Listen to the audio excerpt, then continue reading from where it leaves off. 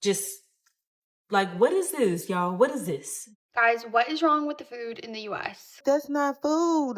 Like, what is this? All the food's fake. If you ain't growing it yourself, it's fake. If you didn't watch it grow, it's fake. I don't care what nobody say. Fake, fake, fake, fake, fake, fake, fake. I'm at a park and someone dropped a bag of potato chips and you can hear the birds, right?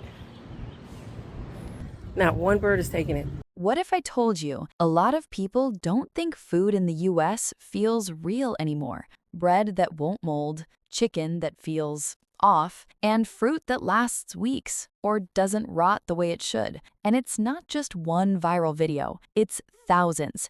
People across the country are starting to ask the same question. What are we actually eating? Today, we're diving into what people are calling food glitching, when food behaves in ways that just don't feel natural. Let's get right into it. I bought this bread months ago. It is best used by December 28th, 2025. It is currently February 10th or 11th of 2026. This bread has absolutely no imperfections, nothing. And I used to have to like freeze my bread, the same bread like years ago, just because it went bad on me so quick. So I don't know what they're doing, but they're getting us fake bread. Let's start with something simple. Bread. There are videos all over TikTok of people pressing down on sliced bread, and it just springs right back up, like memory foam. Others run bread underwater, expecting it to fall apart, but instead it turns into this weird sponge. This food is not real. And I'm like, I know they should have maybe expired like December. It's January 7th. Y'all,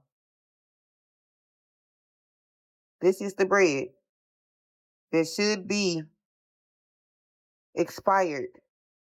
It should be molding or molded at this point. Why am I wringing it out? This ain't food. And then there's this one, people leaving bread out for weeks, sometimes months, and it barely molds. Now compare that to traditional bread. Flour, water, yeast, salt. That kind of bread, it molds fast, sometimes within days. So what's going on here? Modern bread is often packed with preservatives, emulsifiers, and dough conditioners. These help it stay soft, extend shelf life, and survive shipping, but they also change how it behaves. Bread looks good to eat. Today is April 15th.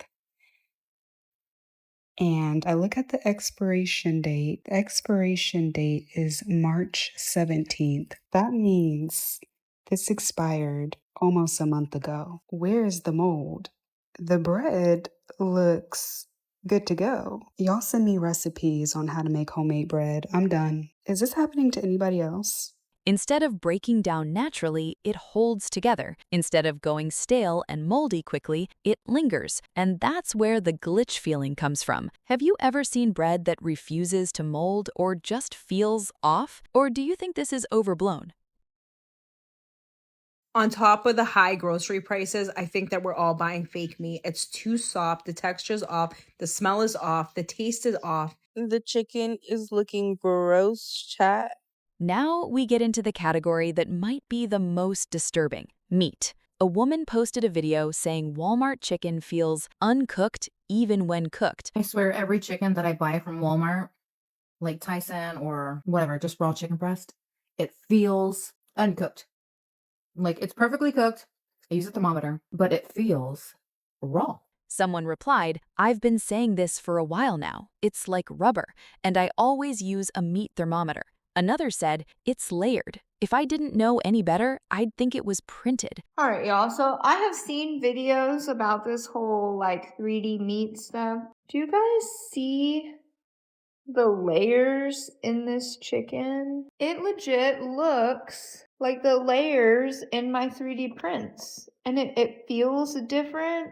Printed. That word alone tells you how people feel. You've probably seen this, chicken that pulls apart into long, fibrous strands, almost like string cheese. 3D printed chicken?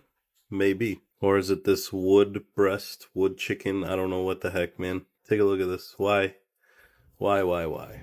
That's often linked to something called woody chicken breast, a condition tied to fast-growing chickens. The muscle fibers grow so rapidly, they don't develop normally. Result? Weird texture, tough, stringy, rubbery. Someone posted a video of what was supposed to be filet flounder. Instead of flaking apart, it's stretched, tugged, ripped in odd chunks. Fish is supposed to break apart easily. When it doesn't, it raises eyebrows. There's a video of Walmart ground beef cooking, and it looks stringy in the pan, not crumbly, just off. I also have a full breakdown video just on Walmart meat. Watch that next if you want to go deeper. One TikTok shows someone trying to form patties from ground turkey, but it won't hold shape.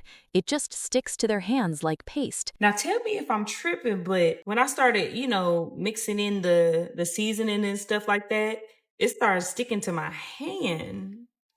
And it's just not, it's not forming. I just had to show y'all the consistency of this meat. And it's just sticking to my hands, y'all. In a viral clip, someone sliced what was supposed to be turkey, and it looked completely different from what they usually serve at work. Am I tripping or this don't look like turkey? I'm over here about to throw up. Look at this. Look how it looks.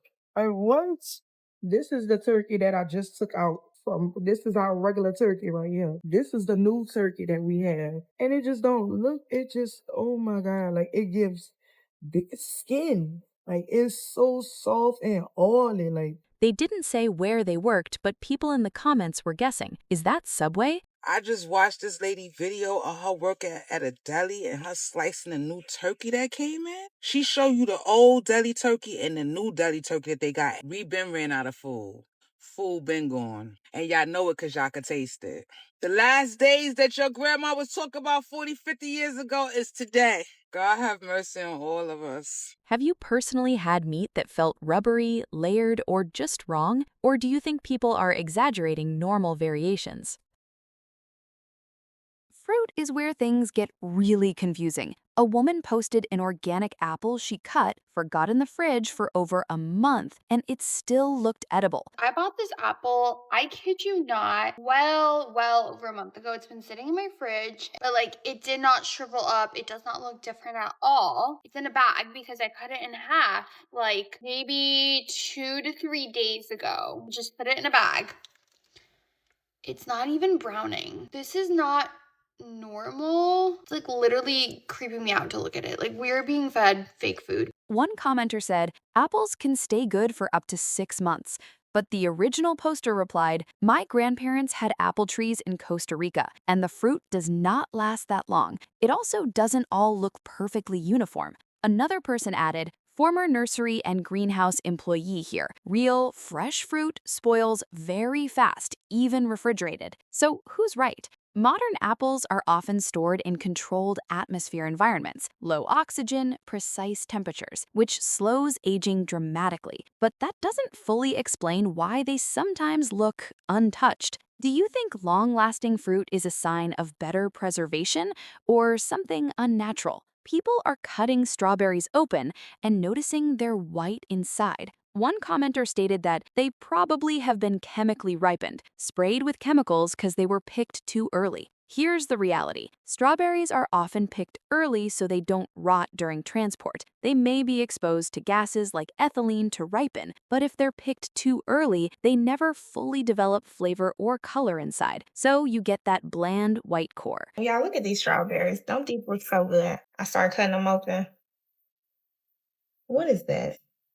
One video shows an orange acting like a sponge when pressed. Then the comments went off about their strange experiences with fruit. My chickens stopped eating scraps. So did my dog. I bought apples and watermelon, put some out for the bunny. He didn't touch any of it. No ants, nothing. Most people think, if even animals or bugs won't eat it, should I?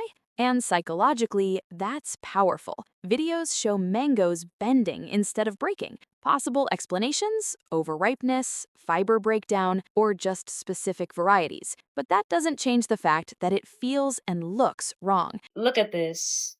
This is not real. My mangoes have never done this. I don't care what y'all say. Do you see that? It's stretchy.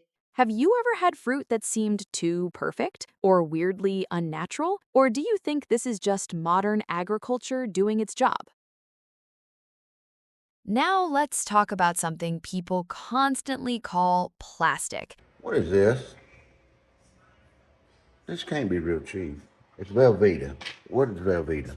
Somebody tell me, because you can get Velveeta off the shelf. It's not refrigerated. So Someone asked, what even is Velveeta and why doesn't it need refrigeration? Here are the ingredients: skim milk, milk, canola oil, milk protein concentrate, sodium phosphate. That's key. Canola oil is the third ingredient, meaning a large portion of what you're eating is heavily processed oil. Other ingredients are added like sodium phosphate, which helps texture and melting, maltodextrin, which is a cheap filler, sodium alginates, which acts as a thickener, and sorbic acid, which is a preservative. This isn't traditional cheese. Another key point, the FDA actually distinguishes between cheese, traditional dairy-based, and cheese product, processed, altered, extended. That label matters. One video shows a Totino's pizza where the cheese doesn't melt. That's because the ingredients label admits it's literally imitation cheese made solely from water plus processed vegetable oils. 3 different types of imitation cheese, plus something called rehydrated mozzarella, which is basically dried cheese powder mixed back with water. Does the sound of that make you feel hungry or grossed out? On the same note, people are noticing that bagged, pre-shredded cheese won't melt. That's often due to anti-caking agents like cellulose. They stop clumping, but also affect melting. Do you think imitation cheese is harmless convenience, or does it cross a line into something else? And if you're into breaking down what's really going on with food like this, hit subscribe, because this rabbit hole goes way deeper than most people realize. I don't know what it is in the food or water in London, or maybe it is what isn't in the food or water in London. I have been eating so horribly since I got here. I've been going out to get drinks despite eating whatever I want. I probably feel the best health-wise than I have in a long time. The food leaves my system, doesn't make me bloated, doesn't hurt my stomach, doesn't give me pain. And that's crazy because I find in America and even in New York, despite eating very clean, pretty healthy, making most of my food at home, I feel sick all the time. My stomach hurts all the time. I'm always bloated. Now, here's where things get really interesting. People leave the US and something changes. Inflammation has gone down a ton. I've always believed the stuff about food in Europe being way better than the US. Like, I think that's pretty much an accepted fact at this point. And it's not just the amount of walking, because I'm from New York. I walk a lot all the time. It truly makes a world of a difference. No wonder Americans are so angry all the time. One Reddit user said, I've lived abroad for almost 10 years, went back to the US and was grossed out. What do they feed their chickens to make the meat look so fake? Another said about Spain, even only being in Spain for a week, my skin cleared up. Gastrointestinal issues almost gone. Bread was like being on another planet. Getting home and eating bread was actually kind of depressing. It's funny how, while out of the States for the past 5.5 weeks, I ate food and didn't feel like garbage. Crazy how that works. Remember what we said about bread earlier? If you've traveled, did bread feel different to you too? Another person shared, I get heartburn when I eat pasta, but in Italy, I ate it every day and felt fine. And this one is extremely common. Whenever I travel, I eat anything and everything. I never feel like crap and somehow lose weight, come back home and gain it all back. And finally, I spent 2 weeks in Central Europe, felt the best in my life, came back and felt terrible again. So I'm going to Lebanon next month, and I'm super excited for this reason more than any other reason, is to eat real food. I feel like whenever I come to the States, my physical well-being plummets and I can start to feel a bit anxious, depressed, and I'm 100% sure that it's because of the food. Like, I'm 100%. And then when I go back to Lebanon, it takes like 2-3 weeks for my body to get that prana back because the food is real. So what's the difference? Fewer additives, shorter supply chains, different farming practices, and less ultra-processing. Not perfect, but different enough that people notice. Everybody keep telling me I'm doing too much. I say everybody ain't doing enough. Read the ingredients. The reality is, you may not be able to avoid all of this, but you can avoid the worst of it. Start with this. Pay attention to ingredient lists. If your bread has 20+ ingredients, even if the packaging makes it look healthy with buzzwords like multigrain, wheat, made with whole grains, or heart healthy, those words don't mean what most people think they mean. Multigrain isn't the same as whole grain. Checking the ingredient list can reveal truth about a claim that a bread makes, too. Grams of whole grain alone doesn't tell you what % of the grains are whole. A bread with 8 grams of whole grain could also have 8 grams of white flour, for example. Made with whole grain usually means white flour mixed in with whole grain. Wheat bread doesn't really mean much because, well, most bread is made of wheat. Multigrain just means more than 1 grain, so the bread can mostly be white flour with a smattering of whole grain. And oat bran, or oatmeal bread typically has more white flour than whole grain oats. So you end up with bread that feels healthy, but still has all the same ultra-processed ingredients behind it. If you want something that actually feels like real bread, go for sourdough. It's usually just a few simple ingredients, it molds like real food should, and the taste is on a different level. Look for shorter shelf-life foods. This sounds backwards, but food that goes bad faster, that's often a good sign, especially with bread and produce. Be picky with meat. If the meat you usually buy feels rubbery or weirdly stringy, try switching brands or sources. Ask around in local Facebook groups for recommendations for butchers. You may have more options than you'd think. Even a small change here can make a noticeable difference. Skip imitation when you can. If something says cheese product or imitation, you're usually getting cheap oils and fillers instead of actual food, while paying real food prices. For fruit, don't chase perfection. Perfect-looking fruit is often picked early and engineered to last. Smaller, imperfect, that's usually closer to the real thing. Frozen is underrated. A lot of frozen fruit and vegetables are picked ripe and preserved immediately. Sometimes they're actually less glitched than fresh grocery store produce. So no, you don't have to overhaul your entire life. But once you start noticing this stuff, you can't really unsee it.